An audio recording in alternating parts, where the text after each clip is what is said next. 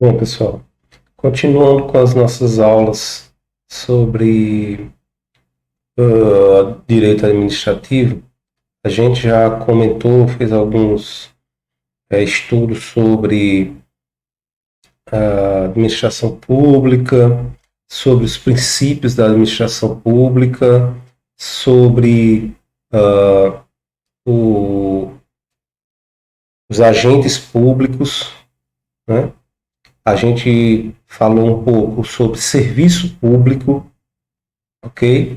Então, continuando com esse estudo, né, falando sobre um pouco sobre a administração e suas instituições, a gente já havia falado em outro momento com vocês sobre centralização e descentralização, concentração e desconcentração. Então, eu vou falar rapidamente aqui porque a gente já tinha falado sobre esse assunto. Mas a ideia é de que o Estado desenvolve suas atividades de forma centralizada quando ele atua diretamente, tá, na sociedade, através, por exemplo, do Ministério da Educação, da Secretaria de Saúde. Então, quando o Estado, a União, os estados e os municípios, eles atuam diretamente, ele está centralizando. Descentralizar é quando ele transfere para outra pessoa, ou do setor público, pode ser do setor público, mas também pode ser do setor privado, certo? As suas atividades. E ele faz isso através ou da outorga, que é a transferência por meio de lei, ou através da delegação, tá? Que é através de contrato. Então a gente viu alguns exemplos. Quem não lembra, dê uma olhada lá nas aulas anteriores que a gente falou um pouco mais detido sobre isso. Então, alguns exemplos dessa administração indireta, de forma indireta, é, por exemplo, através de autarquias, de fundações, de empresas de sociedade de economia mista, né? Empresas públicas. Então, essa é a forma indireta do Estado atuar, a administração pública.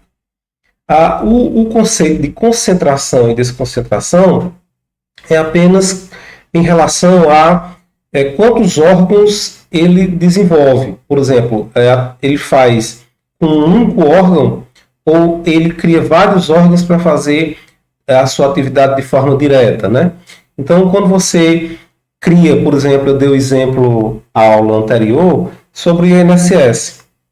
Se existisse apenas um INSS, né, para atender todo o país, então ele desconcentra, ou seja, a atividade continua sendo do INSS, mas ele não passa, ele não transfere para outra pessoa, ele mesmo faz a sua atividade, só que de forma com vários órgãos, ele cria vários órgãos, várias subsidiárias, vamos dizer assim, para desenvolver a atividade, ok? Muito bem, mas vocês podem voltar. Além disso, né, outras informações que tem sobre isso algumas características. Por exemplo, a administração pública, ela direta, ela é centralizada, indireta, descentralizada. Na direta, ela compreende os órgãos públicos. Na indireta, ela compreende as pessoas administrativas. Veja, pessoal, que aqui, ó, esses órgãos aqui, eles não possuem personalidade jurídica. Só quem possui personalidade jurídica é o município, é o Estado, é a União. Mas esses órgãos aqui, ó, secretarias, ministérios, câmaras dos deputados, Senado Federal, eles não têm personalidade jurídica. Essa discussão vocês podem rever quando a gente estava discutindo sobre município e cidade, tá? A história da personalidade. Eu posso processar a prefeitura, por exemplo, eu posso processar o município. Então, aquela discussão, ela aparece aqui novamente, tá? Então, exemplos das personalidades administrativas, né? Autarquias, empresas públicas, fundações, consórcios, né? Então, todas elas, essas pessoas, possuem a personalidade jurídica, ok? Então, quem possui o CNPJ? Só a União, Estados e municípios. Aqui todas elas precisam de CNPJ, tá? Forma de desempenho da atividade administrativa. Desconcentrado. Desconcentrado. Então, quando o Ministério tem suas secretarias, ele divide suas atividades para não ficar concentrada. Enquanto o desempenho na administração indireta é descentralizado, tá? Descentralização da administração, quando você transfere a atividade para outra pessoa, ok? Pessoa jurídica do setor público ou do setor privado. A atuação do poder de autotutela, ou seja, de se autofiscalizar, enquanto aqui a atuação do poder de tutela, ou seja, o Estado fiscaliza essas empresas que são descentralizadas, empresas que atuam indiretamente na atividade pública, tá? Enquanto aqui na direta existe subordinação, na indireta existe vinculação. Elas estão vinculadas ao interesse público, à administração pública, à atividade pública, ok? Por outro lado, em relação à questão da responsabilidade, quem responde é a pessoa política e não os órgãos, ou seja, quem vai responder é a União, os estados e os municípios. Aqui não, aqui quem responde são as próprias pessoas administrativas, tá? Então, se uma fundação comete um crime através de um funcionário, através de um agente público, ela vai responder, ok? Muito bem. Aqui ele vem trazendo alguns exemplos, tá? E aqui eu vou fazer logo um conceito que é indireta. Indireta. Então, aqui é só a título de exemplos, né, para vocês acompanharem aí. As entidades estatais que integram a estrutura constitucional, tá? A sua função e característica, eles integram a estrutura constitucional. O poder político e administrativo tem autonomia política, financeira e administrativa. Apenas a União tem soberania, tá? Os estados e os municípios não, só a União. Qual é a pessoa jurídica de direito, né? É pessoa jurídica de direito público, tá? A União, os estados são pessoas jurídicas de direito público. E a sua criação foi através da Constituição. A administração é direta e a gestão é centralizada. Gestão centralizada, tá? Não é desenvolver a atividade, não. É como é sua gestão. Os funcionários são estatutários, tá? E são exemplos, como nós vimos aqui, União, Estados e Municípios. Autarquias, por exemplo, né? Uma autarquia é uma atividade típica da administração, porque quando você vê aqui, por exemplo, quais são as entidades, por exemplo, autarquia e fundações, você vai ver a diferença, a atividade típica, enquanto uma fundação é uma atividade atípica da administração, tá? Uma autarquia desenvolve atividade típica imune de impostos, né? E imunidade de impostos. Sem subordinação hierárquica, orçamento, patrimônio e receitas próprias, submete à supervisão do Ministério, né? Pessoas de direito público e quem cria é uma lei específica, é através de lei. É a chamada administração indireta e é descentralizada, né? Os funcionários podem ser estatutários, também podem ser seletistas, né? Então, o Banco Central, Departamento de Estados e Rodagens, INSS e assim vai. Fundações, como eu falei para vocês, é uma atividade atípica da administração. Executa serviços sem fins lucrativos, subordinação hierárquica, imunidade de impostos, orçamento, submete à supervisão do Ministério. Pessoas jurídicas de direito público e são autorizadas, tá? São autorizadas. Exemplo, exemplo, FEBEM, USP e UNB, mas elas são da administração indireta e descentralizadas, né? Estatutários, normalmente são estatutários, mas podem ser funcionários, às vezes contratados, né, para desenvolver uma atividade específica. Uma empresa pública, prestação de serviços industriais, atividades econômicas de interesse do Estado, tá? Vinculados e não subordinados, sem privilégios administrativos e pagam tributos. Então, pessoas de direito privado. Ó, pessoal, Caixa Econômica Federal, ela é pessoa jurídica de direito privado, tá? ela foi criada por autorização. Ela é da administração indireta e ela é descentralizada. Seus funcionários não são estatutários, são seletistas. Tá? Sociedade de Economia Mista, exploração da atividade na forma de SA. Né? Exemplo claro disso é o Banco do Brasil. Capital estatal, mais 1% das ações, paga tributos, são vinculados, mas não subordinados. Pessoa jurídica de direito privado também, criado por autorização. A sua administração é direta e descentralizada. Sempre os funcionários do Banco do Brasil são seletistas. Tá? E existem outras chamadas serviços sociais autônomos. Né? Então, são criados para prestar serviço de interesse social e de utilidade pública. São vinculados e não subordinados aos seus respectivos ministérios, geridos conforme seus estatutos, podem arrecadar contribuição para fiscais, tá? Pessoa jurídica de direito privado, autorizado, descentralizado da administração indireta. Exemplo do sistema S, SESC, SENAI, SESI, SEST, tá? Então, aqui, pessoal, vocês perceberam que a gente vem falando já há algum tempo, começou a falar do direito administrativo sobre quais são os princípios que regem três coisas. As instituições, que nós acabamos de falar, os agentes e os serviços públicos. Então, os princípios da administração pública regem, por exemplo, como o exemplo da legalidade. Você só pode fazer alguma coisa na administração pública se a lei permitir. Então, nós falamos dessas três coisas. Serviços, agentes e administração, que pode ser de forma direta e indireta. Mas, ampliando essa discussão, mais do que decorar ou compreender e entender, eu quero que vocês reflitam. Eu sempre trago uma reflexão sobre o papel do economista dentro da seara, por exemplo, do direito. Então, vez por outra, eu estou discutindo com vocês a relação que existe entre direito e economia. Então, eu sempre fico me perguntando e trazendo esse questionamento para vocês, como é essa relação?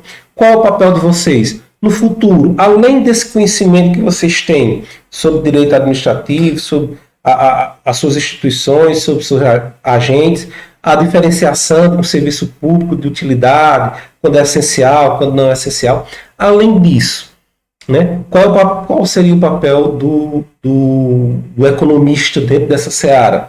Então, eu trago essa preocupação quando a gente vai se preocupar, por exemplo, com os municípios. E vocês estão percebendo que eu venho, a vez por outra, trazendo essa discussão. Sim, e os nossos municípios? Quais são os problemas dos nossos municípios?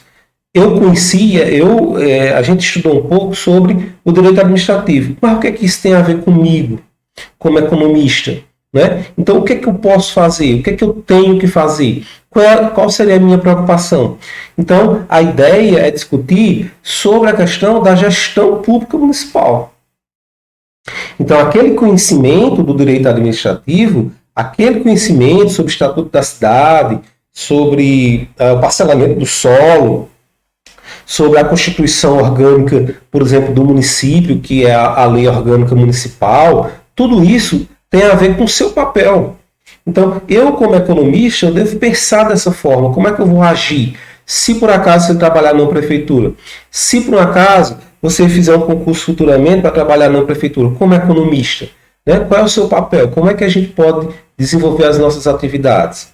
Muito bem. Então, em relação à gestão pública municipal, eu quero lembrar para vocês que existia, eu não vou me aprofundar nesse assunto, mas é só para deixar um pouco mais na frente, um questionamento para vocês refletirem, para vocês pensarem sobre a questão do direito administrativo. Mas a ideia inicial é que vocês pensem sobre, por exemplo, a gente vê, e quem quiser dar uma olhada nos modelos de administração pública, como é que tem acontecido essa evolução do modelo público. Vocês vão ver que a gente vai trabalhar com a maioria das pessoas que escrevem sobre gestão pública, administração pública, elas vão falar sobre 4 modelos de administração. a administração patrimonial. Vamos falar cada uma delas aqui, tá? Mas percebam que ela é mais escura num canto e é como se ela fosse ficando mais fraca, como se não fosse mais sugerido, como se as pessoas quisessem que fosse abolido, por exemplo, e está sendo realmente por conta de alguns problemas que a gente vai ver mais na frente. A administração burocrática, tá? Também acontece isso. Então, os períodos que elas aconteceram. E nós estamos vivendo hoje dois modelos, né? O modelo pelo menos como sugestão, o modelo da nova gestão pública, vocês percebem que ele está todo escuro aqui, porque é um modelo que está sendo sugerido, né? Que está sendo debatido, que está sendo influenciado, insuflado para que haja essa nova gestão pública. E a governança pública. Percebam que a governança pública, assim como esse espaço aqui, ó, ela ainda é incipiente, tá? Ela ainda está iniciando ainda, então ainda não está forte o suficiente. Vamos ver alguns exemplos de cada um deles para a gente entender um pouco. Então, olha só, a administração patrimonial, ela tem herança lá no período colonial, né?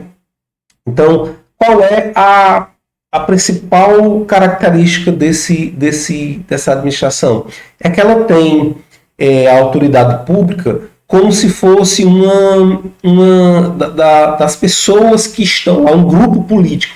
Então, ele toma a administração pública como se fosse deles, tá? Então, tem uma relação muito grande com a história de fidelidade às autoridades. Então, não existe aquela preocupação com o profissionalismo, né? Não, eu vou contratar porque aquela pessoa é boa, porque ela desenvolve uma boa atividade, ela se preocupa com as questões públicas. Não. Normalmente, no patrimonialismo, além de eu imaginar que o patrimônio é daquele grupo, né? Aquele grupo que está no poder, eu contrato pessoas baseadas na fidelidade. Eu vou contratar porque ele me apoia. Eu vou contratar porque ele me bajula. Eu vou contratar porque essa pessoa só presta se tiver um pensamento parecido com o grupo que está no poder. Então, a base principal desse modelo, pessoal, da administração patrimonial é essa, tá? Relação administrativa baseada na fidelidade aos dirigentes e não nas atribuições do cargo. Então, percebam que, apesar de ele estar fraco aqui, ó, no tempo, mas ela ainda existe. E todo mundo sabe disso, né?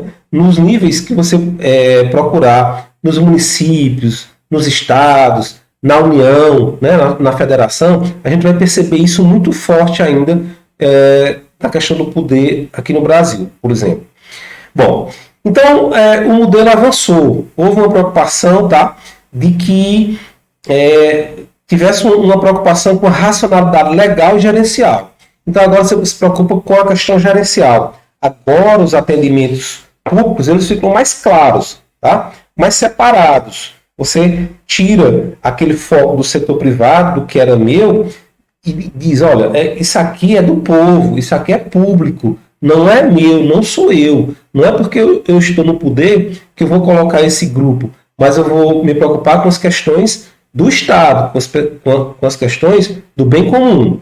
Muito bem, mas existem alguns problemas, né, claros, aqui em relação a esse modelo. Já melhorou, já teve um avanço, ficou mais separado a questão pública da questão privada, buscou-se colocar o mérito por pessoas, por exemplo, a melhoria, a gerência, as posições de comando por pessoas competentes, que eram capazes de resolver, mas ainda tem alguns problemas, tá? Por exemplo, de ineficácia, né? Então, as operações são ineficazes, ineficientes, fica um pouco engessada. Quando é burocrática, todos querem repetir aquela mesma forma de fazer as coisas e não existe uma flexibilidade, por exemplo, não existe agilidade, né? Muita gente critica ainda o setor público e diz, não, isso é muito burocrático, porque existe uma sequência de fatos que você tem que fazer, ou uma sequência de ações que torna as coisas mais lentas, que tem pessoas que dificultam mesmo, né? Não só no setor privado, obviamente, que eu estou falando, mas A gente percebe isso também no setor privado, né? Então, existe uma incapacidade de adaptação, né? As coisas vão mudando, mas a gente não consegue se adaptar, né? Não consegue agilizar. Esse uma característica principal da administração burocrática. Na nova gestão pública, que é o que nós vivemos, pelo menos teoricamente, é o que se busca, né? É o que os teóricos da linha que estudam a administração pública e a gestão pública eficiente estão sugerindo, são orientações para resultado. Então, o interesse, os cidadãos são clientes, tá? Então, esses clientes têm que estar satisfeitos. Então, aí você se preocupa não só como na burocrática, com a separação entre o público e o privado, mas você tem que pensar, ou seja, todos que trabalham na administração têm que pensar, o que é que nós estamos fazendo aqui? Nós temos que dar um resultado para as pessoas, para o público, né? Então, traz alguns modelos do setor privado, né? Por exemplo, aquelas ideias, principalmente de administração de empresas, de eficiência, aqueles conceitos, né? De racionalidade, de agilidade, de custo-benefício e tal, mas ela também traz um problema, tá? Então, por exemplo, um dos maiores problemas é quando você coloca toda essa força que vem do setor privado e baliza as ações exageradamente em modelos de mercado. Então, apesar de o setor privado, as empresas, as organizações que buscam lucro, trazerem eficiência, trazerem alguns conceitos para o setor público, mas existem situações do setor público que não são iguais ao setor privado. Então, uma prefeitura não é uma empresa, né? Os funcionários de uma prefeitura não são funcionários que estão buscando, por exemplo, lucro. Por exemplo, uma fundação que busca a educação, ela, apesar de buscar eficiência, apesar de buscar agilidade, apesar de buscar esses conceitos lá do direito, dos princípios da administração, mas existem outras coisas, outros valores sociais que tem que se preocupar. A forma, a organização, a maneira que se desenvolve o setor público, né, a administração pública, a gestão pública, a forma de organização, as relações que existem, os princípios, eles são diferentes. Então, ficou exageradamente, e aí fica exageradamente voltado para o setor privado, como se as prefeituras, como se o Estado fosse uma empresa, né? E o Estado não é uma empresa, o Estado não tem que buscar só receita, mas ela tem que buscar, por exemplo, o bem público. E isso não se mede através dos instrumentos que foram criados no setor privado, que foram criados para as empresas. Então a gente tem que buscar um novo modelo, uma nova forma de resolver esses problemas, tá? Então, existe a proposta, então, sobre a governança, né?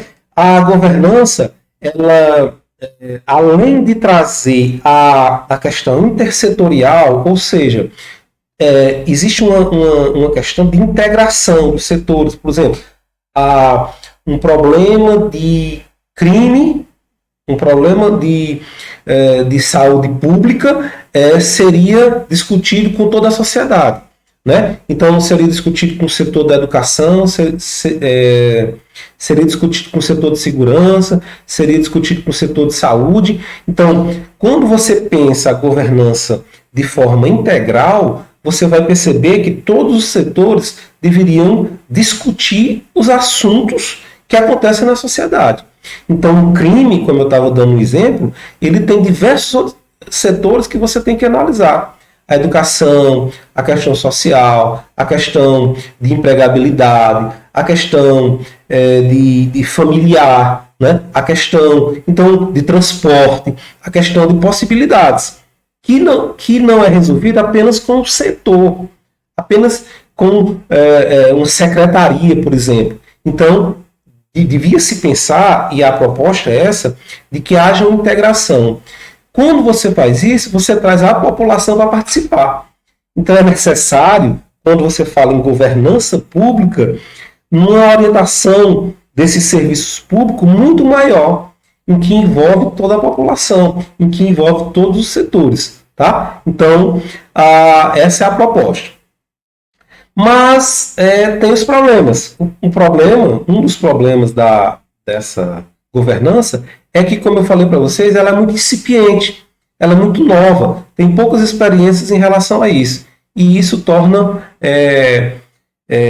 papel para críticas, né? Não, isso não vai dar certo, isso é impossível, isso é... Né? O fato é que eu quero que vocês percebam que nós vivemos ainda muito a questão patrimonial. Quem chega no poder, ou o grupo que chega no poder, acredita que aquilo é dele, que eles podem fazer da forma que eles pensam, da maneira que eles querem, sem consultar as pessoas. A gente ainda tem algumas atividades muito burocráticas, muito sequenciadas. A gente é pouco ágil, muitas vezes, em diversos setores do setor público, né? Então, a ideia é que a gente se preocupe agora com a nova gestão pública e com a proposta da governança pública também. Ok?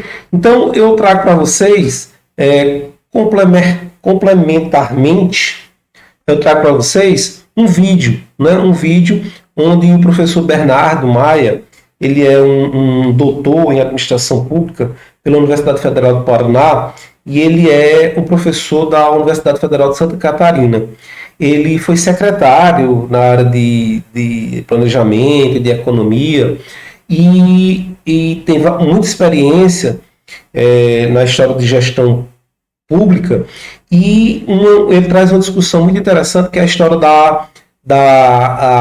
a gestão pública trazer eficiência, mas ele fala sobre inovação.